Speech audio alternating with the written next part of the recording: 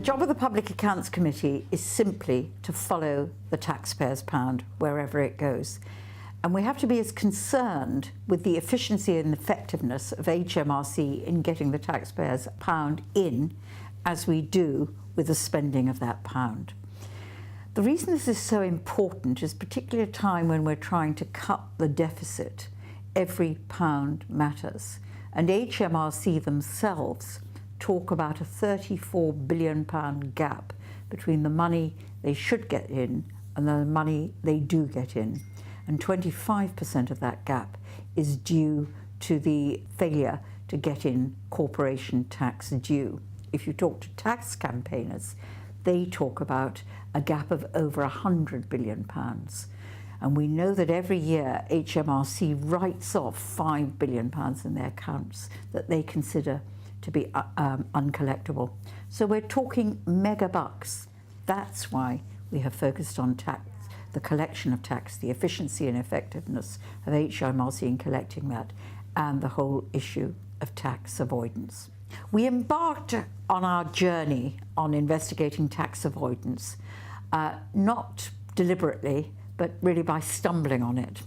When I was sent a brown envelope with papers on the issue of whether or not HMRC had struck a sweetheart deal with Goldman Sachs in deciding how much money or not they should pay in tax.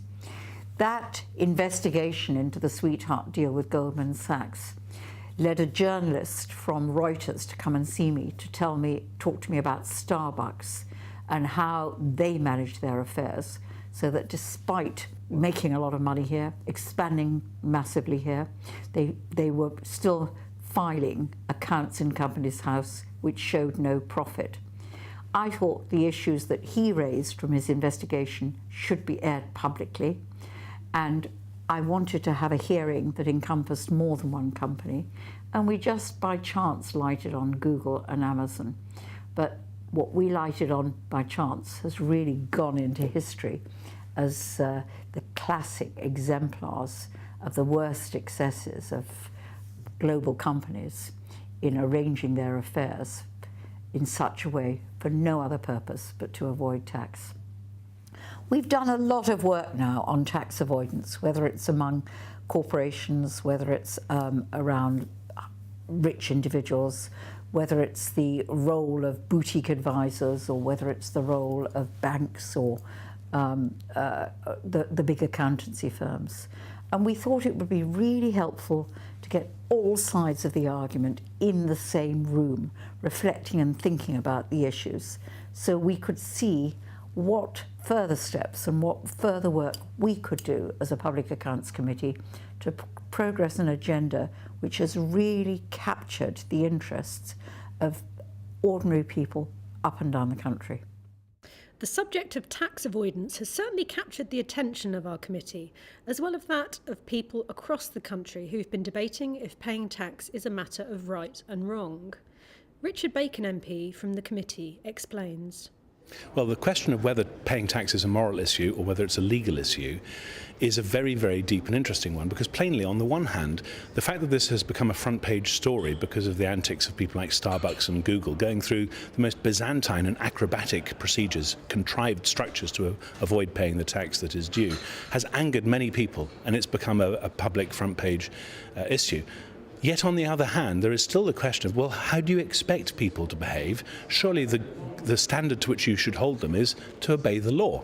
But at the same time, the underlying problem of the anger of the public, because they broadly see this as unfair, remains. So having a system of tax that has broad public consent and support, and that works to achieve the purposes it's designed to achieve, to make sure we get the revenue in that we need for the things that we want collectively as in our public realm, such as schools and hospitals and roads and so on. Having a system that works to do that and that has broad public consent is very, very important. Since taking evidence from Google, Starbucks and Amazon in 2012, the committee has reflected public anger at the tax avoidance industry. The debate on taxation is one whose time has come, and we have seen real momentum nationally and internationally for change. By bringing experts in the tax community together at the Public Accounts Committee's conference on tax, we've been able to take forward the debate. Here's Professor Sol Picciotto of the Tax Justice Network. I thought it was very interesting. It's a very well-timed debate because there's a major international effort going on to reform international tax rules, which G20 leaders have asked should be reformed to ensure that multinational companies can be taxed where their economic activities take place and value is created. Now that sounds like a broad thing, but to do that in detail is quite difficult. As recent LuxLeaks HSBC affairs have shown, tax avoidance is an issue for countries all around the world. That's why we held an international conference to bring together people from all sides of the tax debate and across the tax industry to discuss. We looked at how what is happening in the UK on tax has an impact in other countries. Well, there are some immediate issues, particularly about how valid it is for countries to design particular tax breaks. Because really countries should stop trying to cut each other's throats, to do beggar thy neighbour in tax. If every country tries to give the best breaks to multinationals, that's really why in the end every country suffers. Members of the business community, including our keynote speaker, former CEO of Sainsbury's Justin King, have diverse views about tax planning and avoidance. Some feel there's an anti-business agenda, and some feel there is a need for change. Reuters journalist Tom Bergin tells us more. We had tax directors from some companies saying it wasn't anti-business, but that actually, the tax policies of some businesses were in themselves anti-business. So what we saw here today was that within the business community, there are some very differing views on the issue of tax avoidance. Some companies just feel that they're paying too much tax because other people aren't paying enough. What came out strongly from the day, though, was that the issues require a global response and that there is real support for the work the OECD is doing on base erosion profit shifting. The G20 sponsored OECD process to look at redrawing the rules on international corporate taxation is the biggest move we've had in this in a generation at least.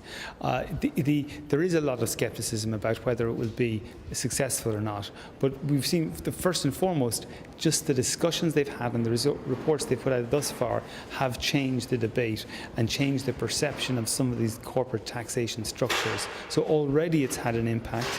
Practices which in the past were considered acceptable or which at least were defended by business, the OECD, who is the rulemaker on these things, have said these are not acceptable. So that's progress already in terms of informing an intellectual debate. In terms of whether it will be successful at the end, the reality is the G20, most of the world's economy, has said they're behind this process. So if the OECD isn't successful with this, it's hard to see what exactly will be, as an international effort, will be successful. Grace Perez-Navarro, Deputy Director of the OECD Centre for Tax Policy and Administration, talks about some of the biggest issues her organisation is facing. Well, I think the biggest issues are really to try and tackle the very rapidly changing business environment and to ensure that the tax rules can be adapted quickly enough to meet those changes and also to build consensus. It is no longer possible for any country to really come out with rules on its own without considering what other countries are doing and what the impact may have, because that will just lead to either multiple taxation of companies or this issue of double non-taxation, which we are trying to address right now. The OECD has been trying to coordinate with countries around the world to reach a global consensus on these issues and to try and develop principled solutions that will be practical and workable for both business and for governments. There are, though, thorny questions both for business and government's tax sovereignty that need to be addressed, as Richard Bacon explains. Many of the big names we see in the high street and in the financial pages of the newspapers are global businesses. They operate globally, they think globally. But then how you get into whether you can tax them globally immediately cuts to the quick of political sovereignty and whether countries should retain control of their own tax affairs or not. And most people think that people should broadly retain control over their own tax affairs because that is, after all, one of the things that defines you as being a country. So these are deep waters. Despite the complexity of the problem and the difficulties of moving forward, there does now seem to be a real consensus that reforms are needed. I think the Public Accounts Committee has really got tax onto the agenda, but I think we need to get into the technical discussion, stop having headline-grabbing comments and really say, well, what's the real problem and what's the best thing we can do to solve it? A number of bodies will need to work together if reform is to be achieved, as committee member Meg Hillier MP explains. Well, I think we're actually already punch above our weight on this, and we've been lucky to have quite heavyweight political support across the political divide about improving the tax system.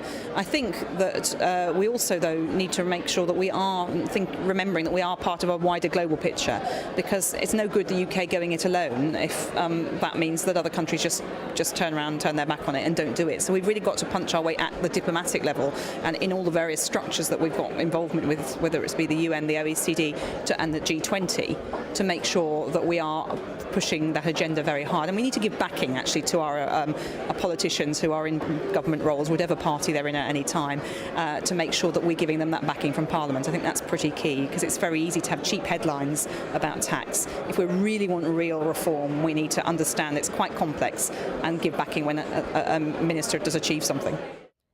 More than anything, what is needed for global reform of the tax system is political will, as Irene Ovonji-Odida, International Board Chair of ActionAid, confirmed. I think success will happen when we have a global financial system, a taxation system that is fair, that enables transparency, and that responds to the different contexts in different regions. When we have political will, and so this initiative by the Parliament and by the PAC in particular is quite important, because we have huge vested interests in the status quo, and to deal with that and fix the system or set up a fairer system, we do need a huge amount of political will. As you can see, the issue of who pays tax, how much they pay, all the issues around tax avoidance and tax evasion has struck a powerful chord, not just among the population at large, but within the tax community. I know that it's incumbent on us as legislators to get the law as right as we can, and I certainly think there is a strong case for simplifying our incredibly complex tax code. But to say it's all down to the legislators, I think is just naive. If it had been easy to write a tax code that wasn't open to interpretation, that wasn't vulnerable to loopholes, that didn't actually have anomalies in it, then of course we'd have done that. And the fact that we've got a whole army of advisors, accountants, bankers, and others making a lot of money out of identifying and exploiting loopholes shows how impossible it is to write watertight legislation. So I think there is a moral argument in this whole debate. To avoid paying your tax, to be one of the few that feels that they can choose whether or not they contribute to the common pot for the common good, to me is just morally wrong, unfair, and seems unfair to most Britons who pay their tax through the PAYE system. I welcome the action that the government has taken in leading the international community in rewriting the international rules on law. Obviously, with globalisation, we need new international rules. We should have done it ages ago, but I'm glad there is momentum by that exercise. I think we do need to simplify our tax code massively. I think we need to beef up HMRC. Every pound you spend on investing in HMRC staff brings you £9 back in tax revenue you wouldn't otherwise receive. I think that we should use the power we have for procuring on behalf of the public to ensure that we never give contracts to companies who deliberately enter contrived arrangements purely for the purpose of avoiding tax. And I also do think that we should look at the role of advisors and others and consider whether or not there is a suitable offence that can be created so that they don't advise their clients, be it individuals or companies, to engage in activities which are aggressive tax avoidance, which are mechanisms set up purely to avoid tax. And in that context, the recent revelations that we've had on the bank accounts in Switzerland held by HSBC through the whistleblower raise huge, important issues.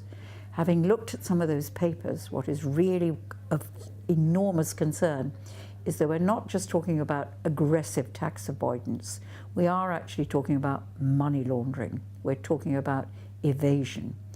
And if the banks in whom we all have trust, where we all place our money, are engaged in this sort of activity, it raises huge questions for the future, which my committee and no doubt other select committees of the House will want to examine. I wonder if it's just HSBC, and I wonder if the story ends with the banks. We have yet to look at the role that lawyers play in underwriting schemes that they know are on the margin, simply to give the comfort to those who market the schemes that they can go ahead and won't be vulnerable to attack if the schemes are found to be unlawful by HMRC. I'm really pleased so many people chose to attend our conference. Our report on that conference really sets out our stall. It sets out the challenge for all involved in this area to think about how we best reform the system to make aggressive tax avoidance a thing of the past, so that we all pay our fair share into the common pot for the common good.